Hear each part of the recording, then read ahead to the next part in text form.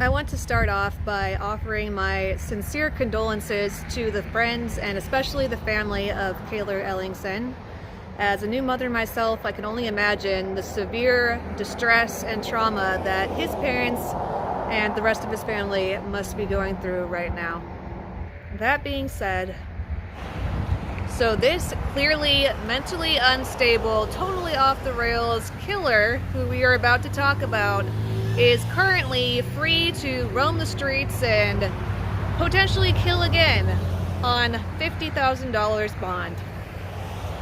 According to court papers, moments before he was killed, 18-year-old Cayler Ellingson called his mom to come rescue him because 41-year-old Shannon Brandt was chasing him in the city of McHenry where the street dance had just wrapped up. Court papers show Brandt told the 911 dispatcher that he just hit Cayler Ellingson because the teen was part of a Republican extremist group and was calling people to come get Brandt after a political argument. A judge ordered Brandt held on $50,000 cash, which he objected, saying he's not a flight risk. I have a job and a life and a house and things that I don't exactly want to see, go by the wayside. Family that are very important to me. The United States is not a nation of laws. The United States is antagonistic to social and political conservatives.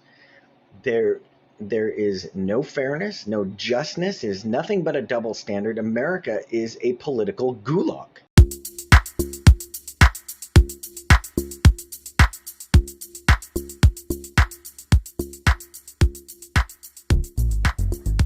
Welcome back to the show. This is Anna, and you're watching Anna Speaks Out.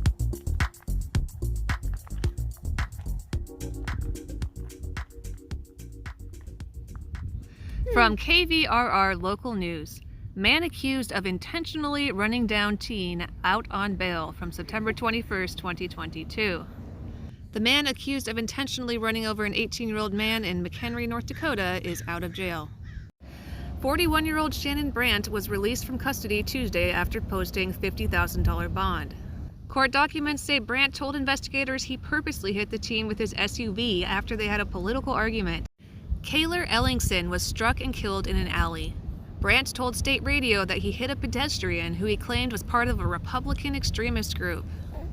I wonder where he might have possibly gotten that idea from. Donald Trump and the MAGA Republicans represent an extremism that threatens the very foundations of our republic. What a sad, pathetic NPC. Brandt is charged in Foster County with vehicular homicide and leaving the scene of an accident that resulted in death. A probable cause affidavit says Brandt told investigators he had been drinking alcohol before striking Ellingson and thought the teen was calling people to do him harm after they argued and that he felt threatened. Yes, so you heard that correctly. This 41-year-old man was scared enough of an 18-year-old who was barely an adult making a phone call that he was willing to hit him with his hands and run him down with his car. This is absolute insanity. Yeah, so paranoid personality disorder is a pervasive pattern of suspiciousness, distrust of others, this assumption that there's sort of threat and hostility. They do something we call ascribing malevolent motives. That's sort of a fancy way of thinking anything that somebody else is doing is kind of out to get you. Just saying, there seem to be some similarities there. Sure, he was drunk, but I can say from experience that that's not a good excuse. There have been times in the past when I've been under the influence when, I wanted to do something that I knew I would regret, and guess what? I chose not to do it. It's possible. I have a job and a life and a house and things that I don't exactly want to see, go by the wayside.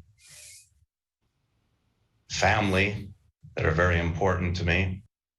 The absolute heartless audacity of this man is truly astounding. Keep an eye out for the next sociopath clue, the sociopath stare. Since sociopaths feel shallow emotions at best, they don't get nervous around people. This means they don't feel compelled to break eye contact like most people do. In general, strong eye contact is a sign of confidence. But if someone is engaging in 10-second bouts of unblinking eye contact with you, take note. It could be a red flag.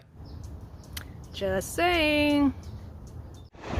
Thank you again so much for being here today. Since you liked the video enough to make it all the way to the end, don't forget to click the thumbs up and share with somebody else who would also find it interesting. Leave your comments below and we'll all have a conversation. If you really enjoyed it, check out the description for several different ways that you can support. Have a wonderful night, afternoon, morning, evening, whatever time zone you are in, and I will see you next time. Bye.